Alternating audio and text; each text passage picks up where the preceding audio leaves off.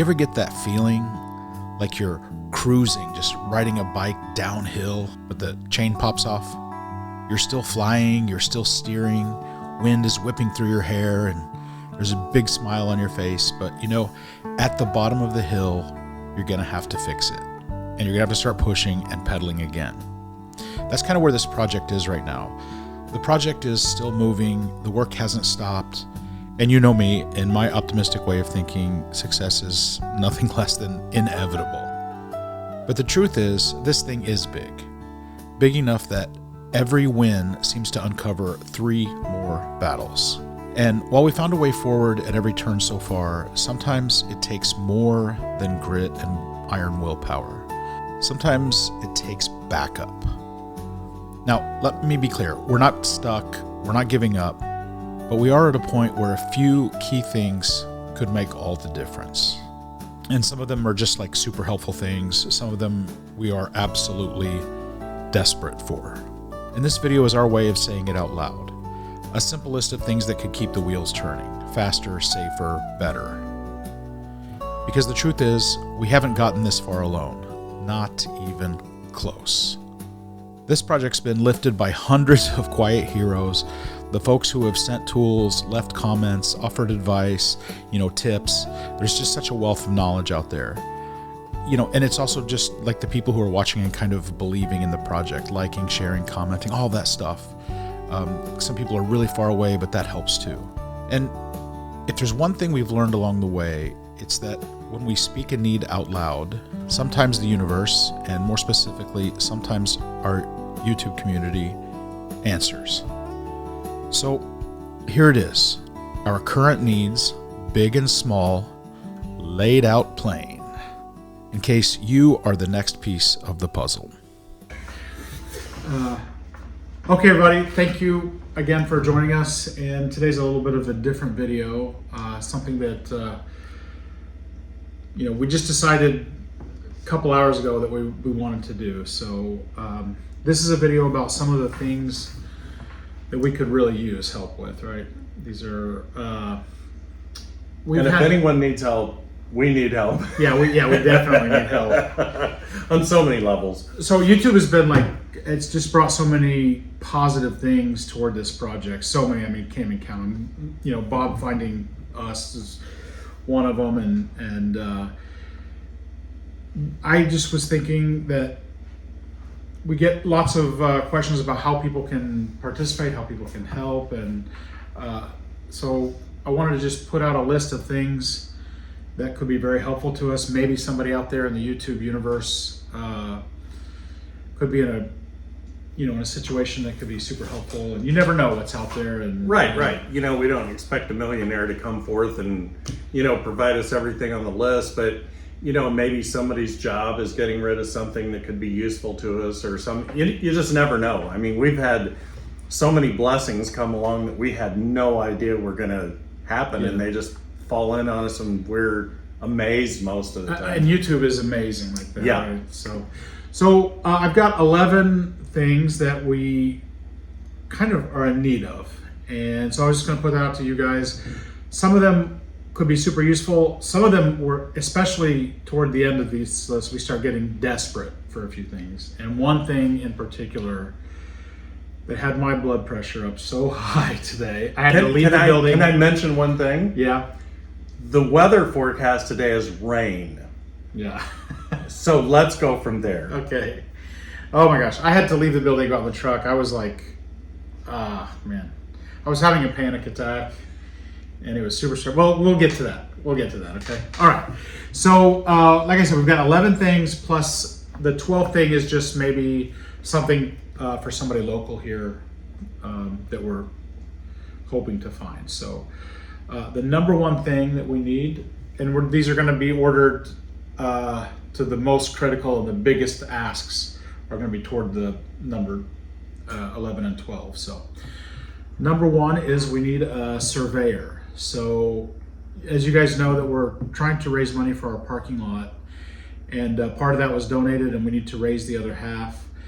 And I went up to talk with the city, and they said that, well, you've got this train track right next to your property. It runs the entire length, And they've got an easement which is 15 feet from The property line. the property. And they said, you know what, if you have a surveyor come out, that's kind of like an insurance policy toward you, because if you go to the expense and the effort of building something or installing it or whatever, then you And then find the- out The railroad says, nope, that's a no-go. Yeah, so we really need to have the place surveyed so we know where the property lines are, where everything is. And so we were thinking that maybe there is a surveyor in the area that could help us out. I just did a quick ChatGPT search on it, and it said that it was like, on average in this area, about $600 per half acre.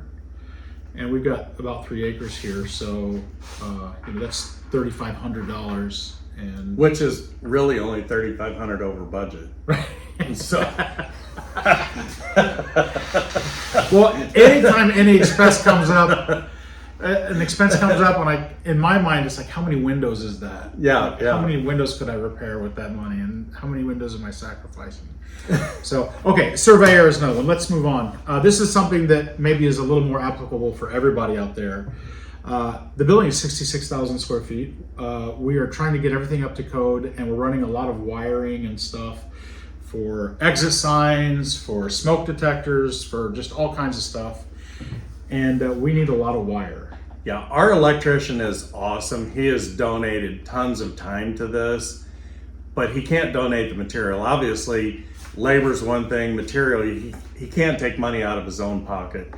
Wiring would be so helpful. Yeah, so if you've got a couple rolls of wiring, that would be amazing.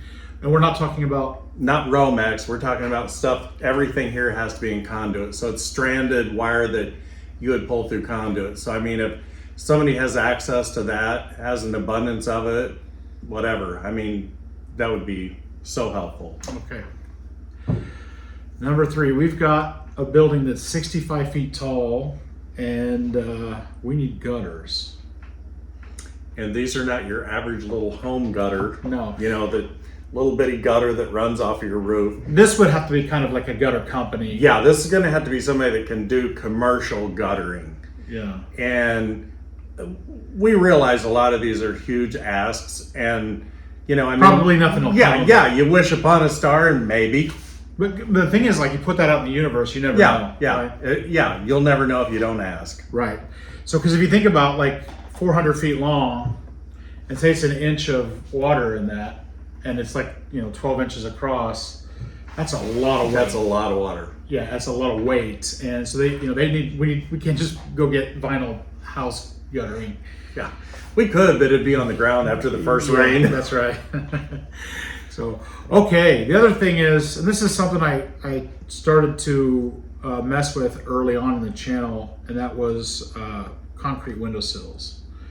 So we can pour our own.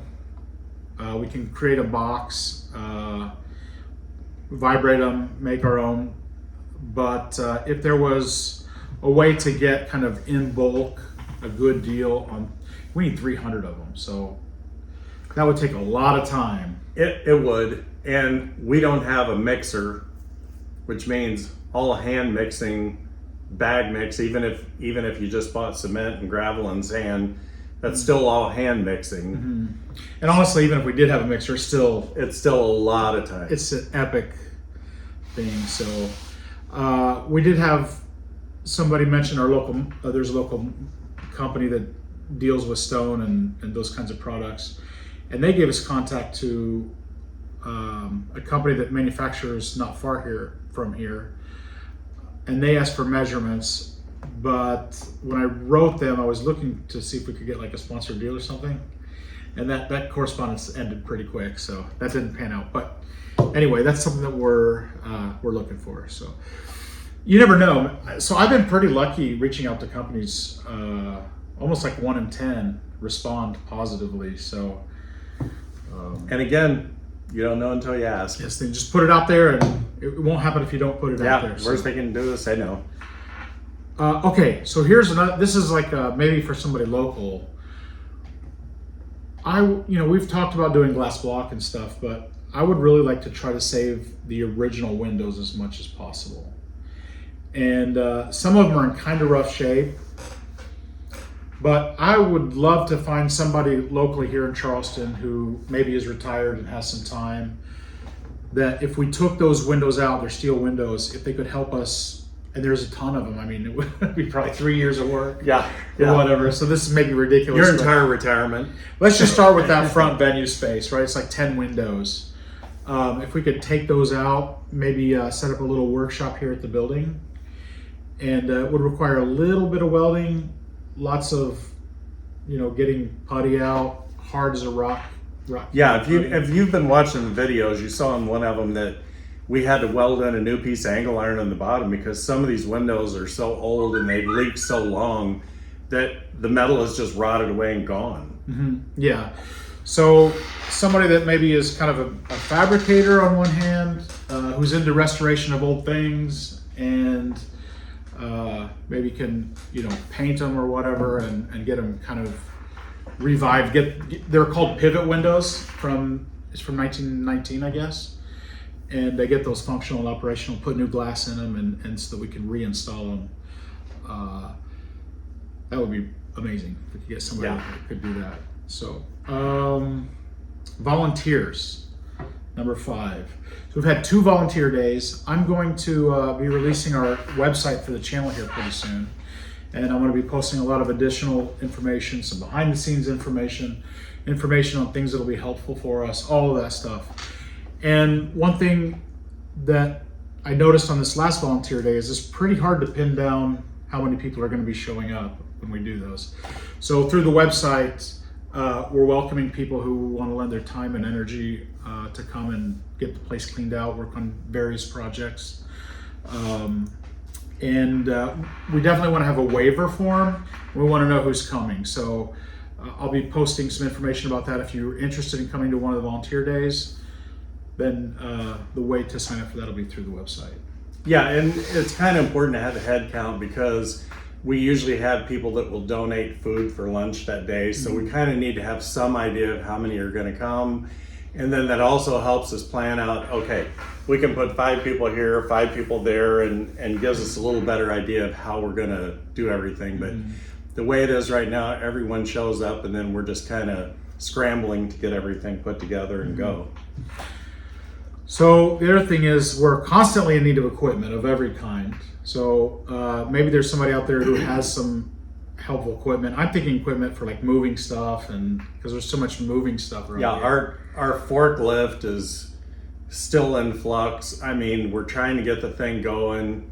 It's almost as old or older than I am, which says a lot. Yeah. So Jeff promises it's going to be going next time, so that could be, but it might. But if we could get something a little newer, a little more dependable, so some companies, may be willing to donate a forklift that they no longer need. But not just forklift. I mean, we could use skid steer, anything like that would help us around the property. That would be awesome. 3-point tractor attachments. Not every attachment, but something that might be useful to us. Like a front loader for the tractor. Or a front fork. Yeah. Hydraulics or something. So if somebody knows of something like that floating around. That's a big ask. It is. And all of these are big asks. Yeah. Okay, so the next thing is a pipe fitter, somebody who is really experienced at pipe fitter who wants to take on a monster job. So as I understand it, and I could be wrong about this, is once we have our fire suppression system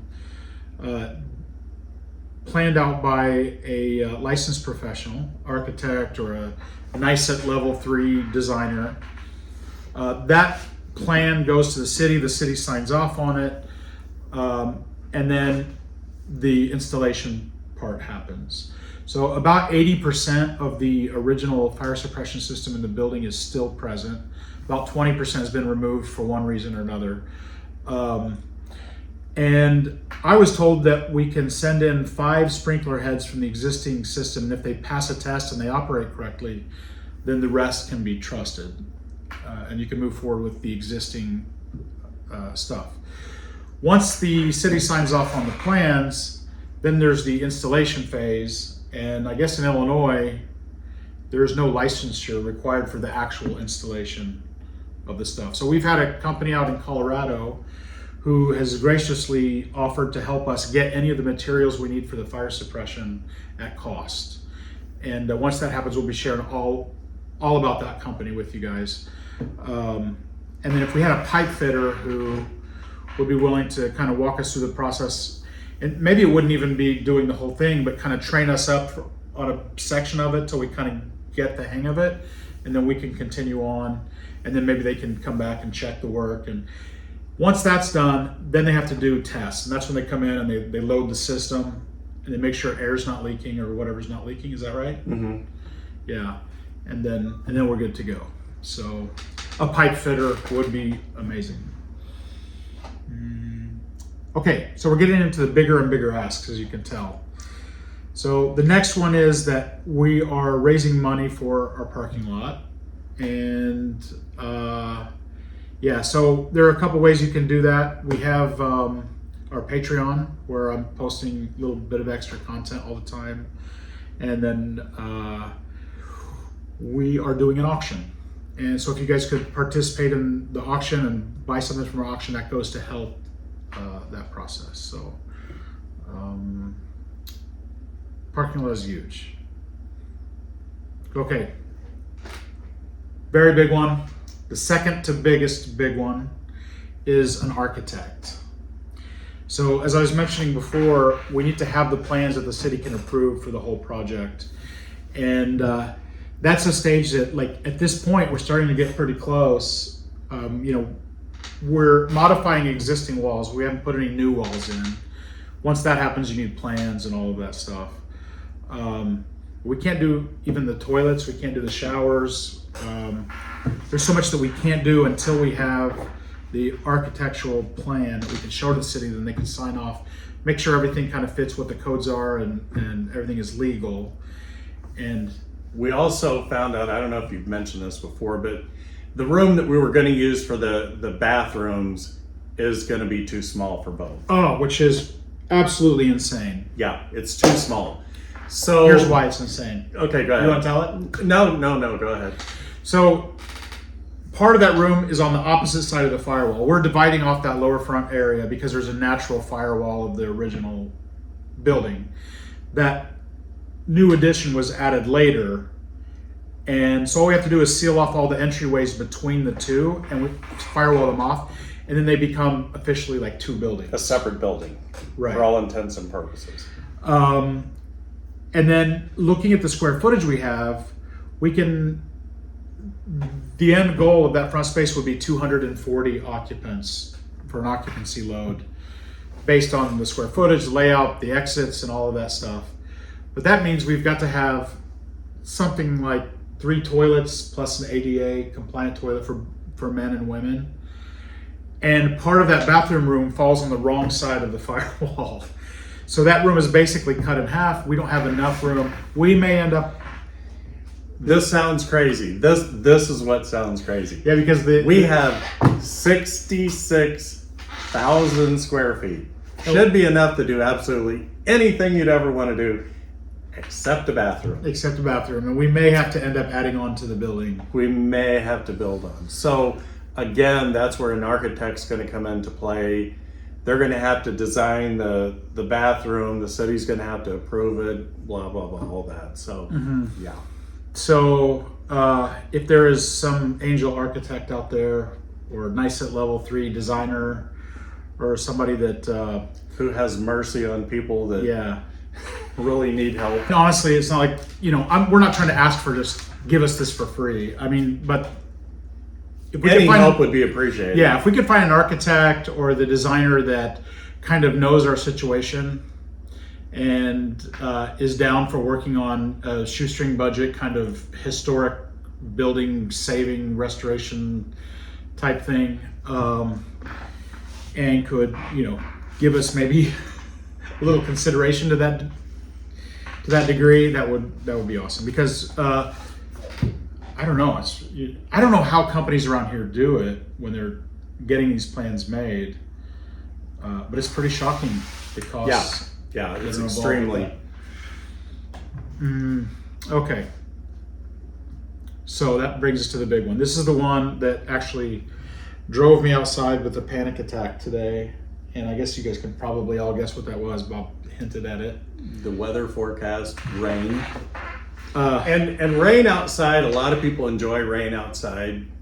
Unfortunately for us, we have rain inside. Oh, every time it rains, my blood pressure just shoots through the roof. So I've had this like war with the roof so far. And there was even a couple times, and I've even posted on videos, that the thing was dry and it was not leaking at all. He's fought the war and the roof one. Yeah, I fought the roof and the roof one. So yesterday we got hit by a flash thunderstorm, and there were like 6 places where it was just pouring in like a shower. Just basically like somebody left the faucet on. And I kind of froze. It paralyzed me. I didn't know what to do. And I felt like I needed to be doing something, and then I felt like nothing I was doing was going to help. And I kind of chickened out, and I ran outside and got in the truck. I was like, and yeah, it's horrible.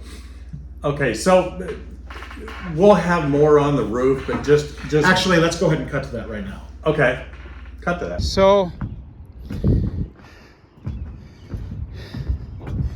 where do we even start?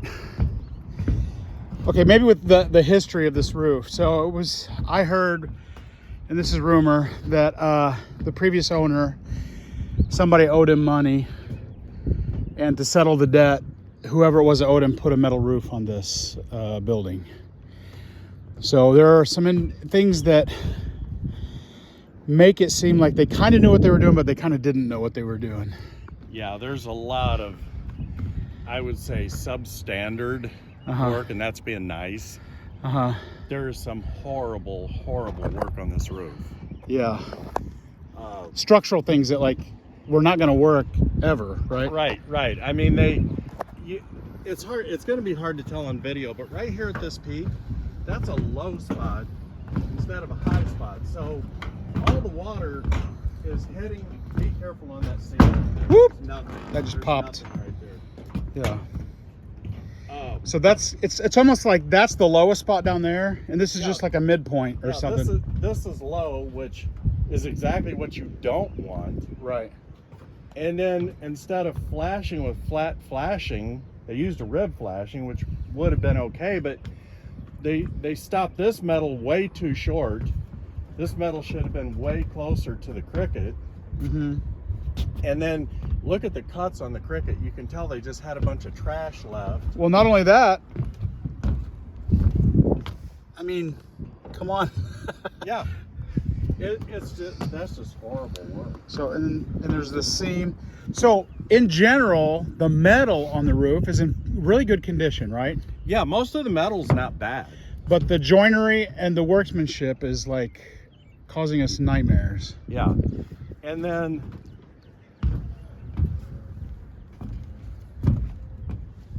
that's a seam, I think, isn't it? Or is that up under it? I don't know. This looks like the end of the piece right Oh here. yeah, it does, doesn't it? But I mean, that's just been pieced in for whatever reason. Yeah, like that far.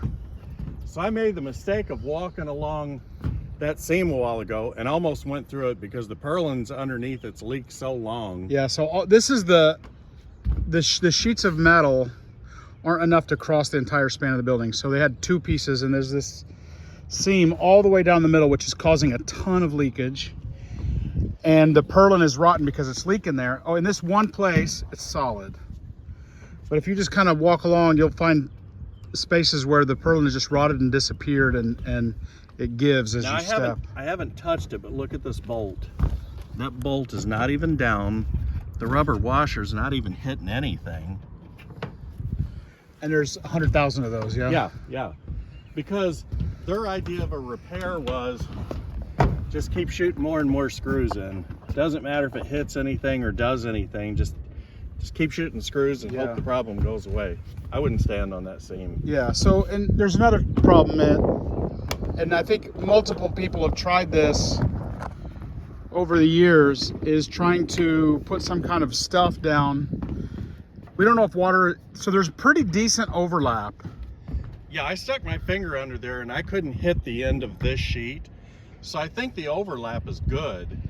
The problem is, over time, the purlin's probably rotted away and now the screws aren't holding anything. So that sheet's just basically flapping in the wind. Whoa, look at that. See, I told you, I just stand on that. Yeah. Don't stand near that seam. And the wind always, basically, almost always comes from that direction, and then it's pushing water up. Yeah, video this. Yeah. There's nothing there anymore. Yeah. So, there's a really weird thing, just to give you kind of a sample of what's going on here. There's another weird thing that happens over here. Can't remember where it's at.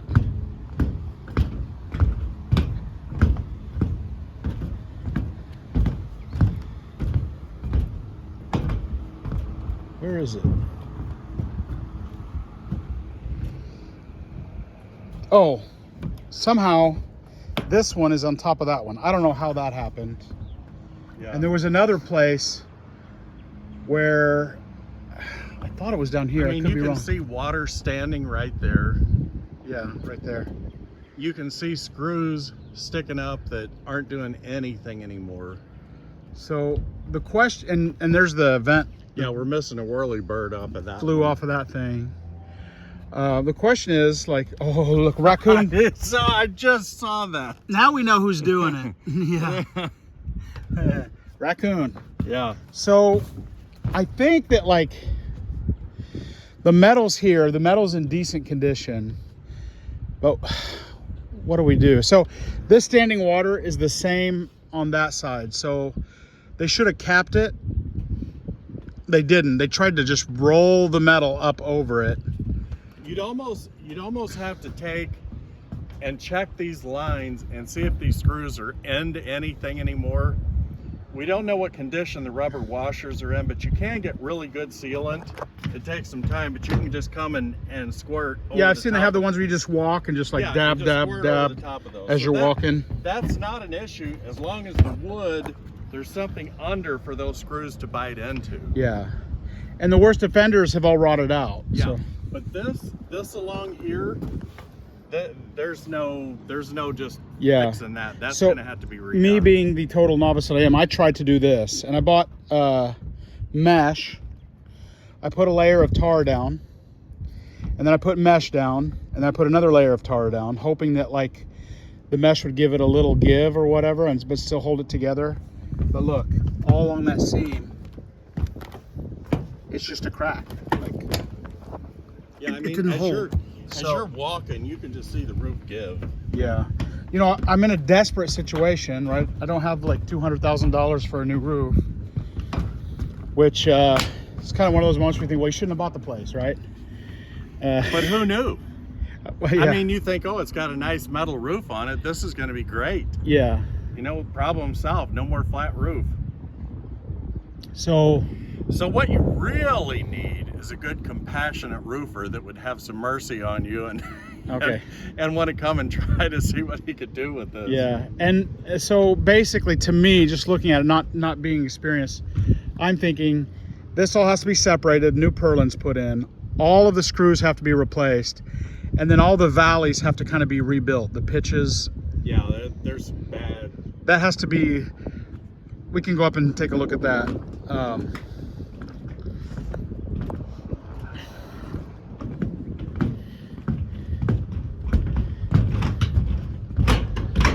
This thing's sketchy. Come up here on this one. This one's solid. I'm not ready to cross yet.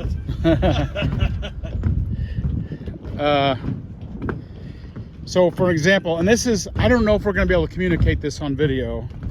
Yeah, I'm sure it's hard to see the angles. Yeah, the angles don't work on video. I've tried to do it before and it didn't work very well. So, but theoretically you can understand that there should be a direct line between that high point and the very corner of the building, A right? continuous slope. Right. And it should perfectly meet that bottom corner to drain off. But what's happening is you can see there's 4 inches of standing water in the corner right there because this slope ends short. And here's the real problem. You would think, okay, well, we can just recorrect correct that slope. The problem is this has a certain pitch all the way across, right? So if you make any changes to that, it's not going to line up to this slope. So basically that whole thing has to be torn out and the structure has to be completely done. Redone here. Yeah. I mean, they cut the metal short on the top instead of getting close to the bottom, and you can see the V in that channel is not actually at the lowest point Right, of like the channel. This valley, I put this flashing in myself, but I could only deal with what existed, right? So Yeah, you can't. so it's like that flashing is supposed to be in the bottom in a valley like that, but it's not. It's like up that way. Yeah, this is more where your center line should be, and if you put this under, then this metal short. Yeah, see, so there's standing water right there because that's the lowest point, not that, right? Yeah. So I don't know. Anyway, let's cut back to the studio. We can talk a little bit about it there. Yeah. Okay, now we can go in. Okay, so as you can see from the video that we made the other day, it's not just a simple matter. We have a few leaks that need to be plugged and life's going to be rosy. This thing was installed incorrectly years ago. Mm-hmm. And that's a continual fight. I mean, Chris has done everything within reason to try to correct it, but sometimes bad workmanship is just bad workmanship. And that's what we're dealing with. Yeah. What else can I say here? Okay. So actually, like I was saying earlier, I have pretty good luck when I'm reaching out to companies. One roofing company kind of said, yeah, we'd be interested in doing it. So, because we were talking about the lower front area, which is not the problem area. But the idea was that, they've got a roofing license, which is not super advantageous to us because we're allowed to work on our own roof without a license. However, what would be advantage is their experience and their knowledge. So we were thinking, well, hey, kind of partner with our channel as a kind of a community project and just come out here and coach us about how to do the edge work, how to do the torch down, how, kind of oversee it and watch us and guide us through the process, and we'll do the work, right? Yeah, and I mean, really the same thing on the metal roof. If you've had experience in metal roofs and you can just come and look the thing over and go, okay, here's where you need to go. This is the direction you need to go. Yeah. But we're kind of at a loss. Yeah. So I don't know if there's a roofing company out there who would maybe. So here's the other problem. Back in the day when I first got the place, I called like 5 different roofing companies. 4 of them never showed up. One of them showed up and promised me a quote. I called a couple weeks later. They said, oh, we need more time. Called a couple weeks later, need more time.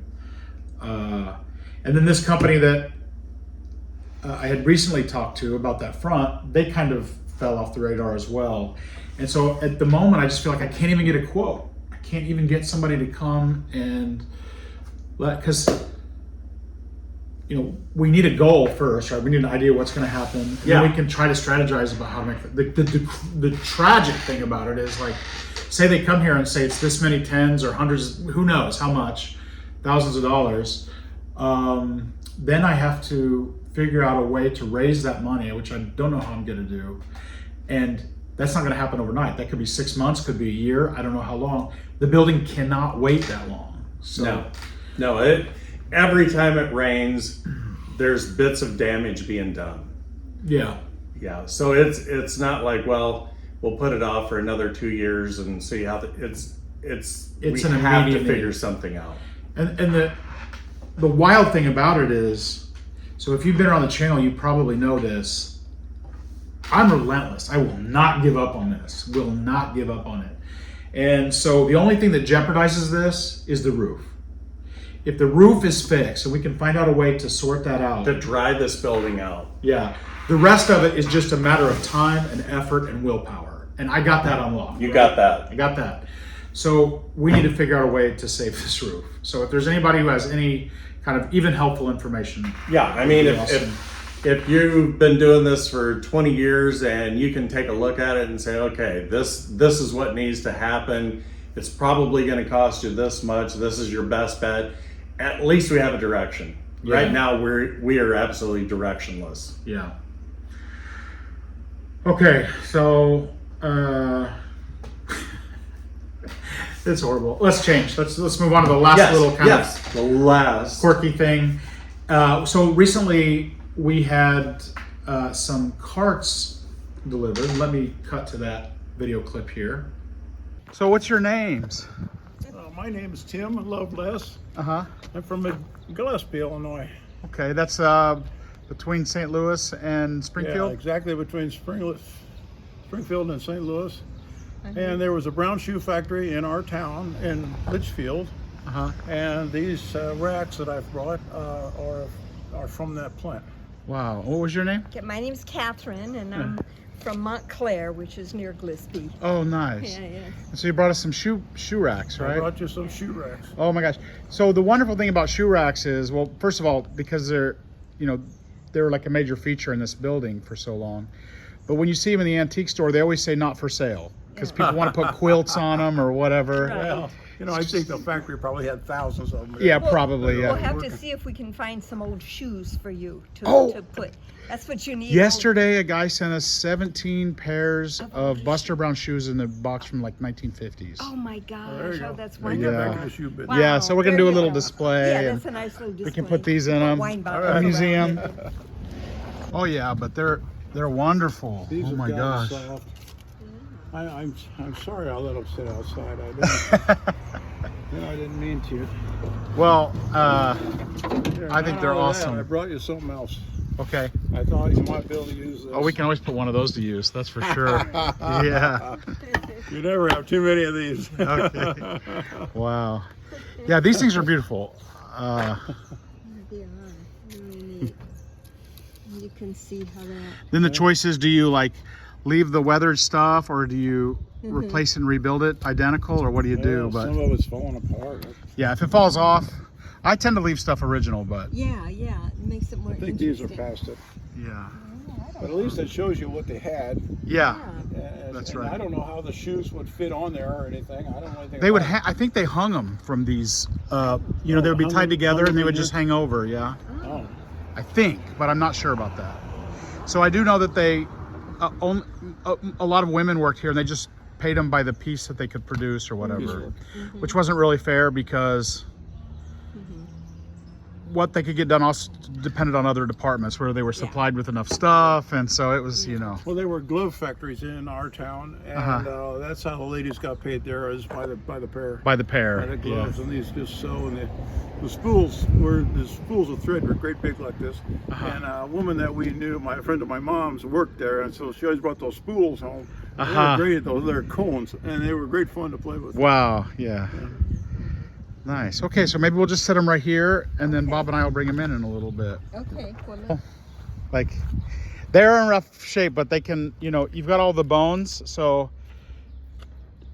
we've got the thickness planer and the chop saw. We can just remake them, yeah. I mean, you could, I don't know what it would cost, but you can just buy wood dowels. yeah, that's what I mean, yeah. You drill it and then stick them in with some Stick a glue. wood dowel in. They'd be easy to rebuild. I wish I knew what this stuff looked like originally. Somebody told me that these weren't for setting things on, these were for hanging shoes on. Like when they were dry or dyed or whatever. I don't know when that would happen. But I do have pictures of racks where shoes are dangling. So I don't know if like they would tie Maybe they'd there was little hooks or something that went on these. Yeah. Like if they were dyed or treated in some way and they had to hang to dry. But I don't know. I think they're pretty cool. Whenever you see old shoe racks in the antique store, they always say not for sale on them. So, wow. And these were carts from Litchfield, Illinois Brown Shoe Company that they were salvaged from that. And this gentleman had them in his backyard for years, and he called me up. He's like, "Hey, I got these carts," and I said, "I would love to have them. I don't care what condition they're in." And they came, and they're pretty awesome. And, They're very cool. yeah. And so I'm hoping that maybe we could find a local woodworker who also could maybe come here or take them home to his place And work just on them one by one. work on one by one and just kind of replace the wood on them. And because I think they would be awesome to like bring dinner plates out in the venue space, the original shoe carts from the building, or a wine selection or whatever. And I think it would be awesome to kind of partner with somebody who had that skill set, and because it's it's basically just wood and driving dowel rods through it. And all but one of them are identical. So basically, well, then we have the other two that were given to us earlier on the other room. yeah. But these that we just got, there's one that's different. So if you take one cart, you do the measurements, you set up your saw, you can saw all of the pieces at one time to do the entire project. That's and right. slowly put them all together. So I mean, it's not as horrendous as it would sound. Mm-hmm. Yeah, I think it actually, that would be the kind of thing I would enjoy doing if I didn't have Right. so many windows to fix. If we didn't have a million other things to do, we could do that. Yeah, but I thought this is like a project that would be fun, and maybe it's perfect for somebody who's retired and has that kind of knowledge and experience and skill that could help us get those kind of brought back to life. And hopefully they can find a spot on it that they can sign their work. that would be awesome. Yeah. Okay, so guys, I'm sorry to dump all this stuff on you. It's been a really, really, I would say, compared to all of the other trips I've made, we had a lot of setbacks on this one. We did. We've worked as hard or harder than probably any trip and didn't accomplish as much as we have in some trips. Yeah. I mean, we've had magic trips to where we just had the Midas touch. Everything we touched turned to gold. Mm-hmm. And I don't want to say what a lot of things turned into that we touched this trip, but it was not gold. Yeah. That was not it. There's so many setbacks. You're going to be seeing that over the videos of the next few months, posting kind of some of the stuff that... Yeah. And luckily, I still have hair. I have not pulled any out, but it was close a few times. But it just so, as you watch it, realize that because of this like little preview video, and it's coming, that we still survived it. We're still... Yes. We're still motivated. Still got that iron will, that relentless focus on doing this. Technically, you guys are going to see this at some point, but realistically, this is our last day here. Today, yeah. Today is our last day here. So the order of all these is pretty wild. Usually when I say this is my last day here, it's about time for the next video. But we wanted to get this out early. So you're almost seeing this, within a week of me leaving. Of us actually making the video. And then we'll go back to the stuff and show you everything that happened over this trip in order. And then when that video content rolls up just before October 1st, you'll know that it's almost time for me to be back. October 1st is the plan to come back. What is the actual date today? Today is July 13th. My birthday! I was just going to say, if you would at some point, even though it may be a little belated when you see it, wish Chris a happy birthday. We went out tonight and had dinner. Yeah. And my wife, Allison, called him on the radio and sang happy birthday to him. And the wild thing was there were two radios in here. And so I was getting double. It sounded like a chorus. She was singing backup for herself. So, yeah, please wish Chris a happy belated birthday. 51. 51. Yeah. Gosh, I don't even remember 51. So, okay, guys, it's been awesome. Thank you so much. And we're not going to give up. We're going to keep fighting. Thanks, guys. Hang in there. We'll see you soon. All right. Bye.